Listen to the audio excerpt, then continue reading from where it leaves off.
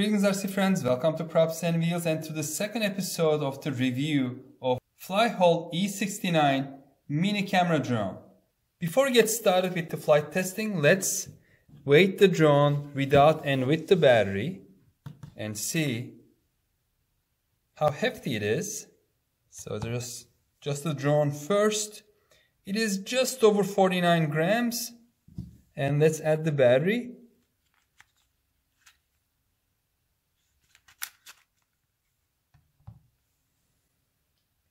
And with the battery, it is about 65 grams, way below the 250 gram limit in the United States, that above which you have to register your drone.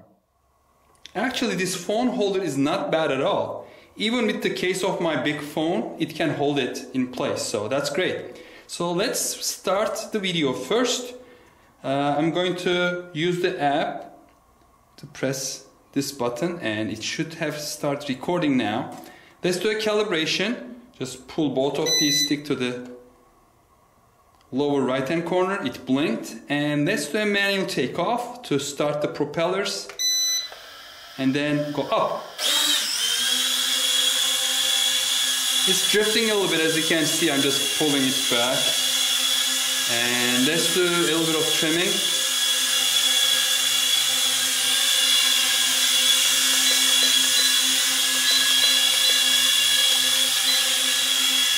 So it is kind of challenging to do the trimming while you are flying it, but it's happening now. And okay, I think the trim is more or less done.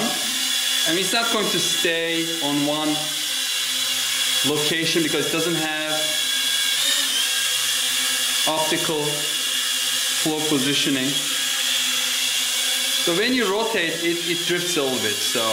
But I wanted to rotate it towards me. So this is a skill that I recommend developing when the drone is facing not away from you, where you're looking, but towards you or towards right and left. You have to imagine yourself in the drone and then give the correct controls.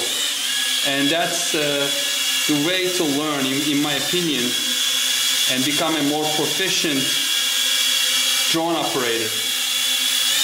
I mean, you can also use the headless mode, but it is better to learn properly how to operate the drone when it's facing you and just give the right control. Because if it's facing you, it's looking towards you, right becomes left, left becomes right. I mean, if drone's right is your left now, so you should be able to do that.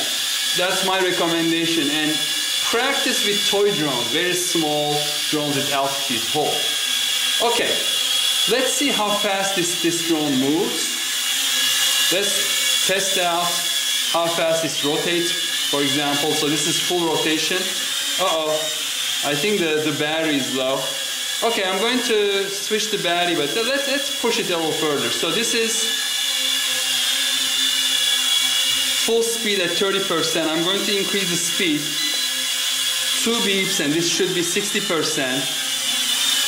And then 3 beeps, and this is 100%, and it's coming pretty fast. As you can see, it's moving much more. So one more time, and then now it's back to 30%. Let's come down, and it's easy to modulate the down. So once it hits the ground, then it cuts off the power to the props. Now let's use Wonky Takeoff. This is the one. Let's see if it's going to come up by itself. Yeah, it does, and it comes up to about, right now, like almost 7 feet. So it's still too high. I like drones coming up to about 5 feet, so they don't hit the ceiling or any light fixtures. But it is doing good. Let's see if there's any juice left in this battery to do a 3D flip. So there's this button on the top right-hand corner. No, it is not. So probably it doesn't have enough juice. Yeah, it's landing itself because the battery is low. So I'm just going to replace the battery and then continue. Okay, we are back to business. The second battery.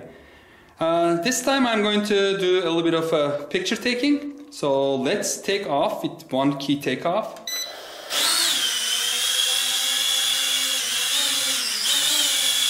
So it's drifting again. Probably it doesn't save its trim settings, so every time you have to do the trimming again. As you see, it's drifting. If I let go of the stick, it's going forward and towards left. So let's do the trimming again. It is still drifting a little forward. Okay, it's good and stable right now. So now I'm going to raise it up a little bit and then rotate it. Let's bring it towards me a little bit and then take a couple pictures.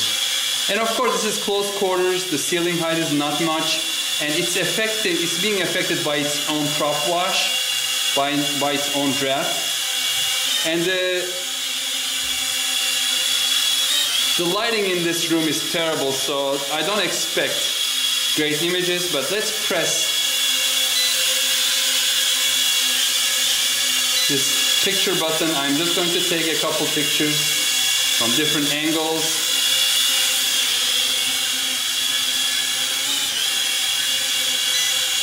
One more. So every time you take a picture, kind of blinks its front lights. And let me come a little to this side so that I'm in the light a little bit, and so that way it will be probably a better picture. Is it too close? About right. Okay, I think this is enough. Let's rotate it again. Okay, so I got disoriented. So this is why I say that it's important for you to learn which way the drone is flying in different orientations without the headless mode. Let's put it back on. Another calibration. And then let's do a manual takeoff.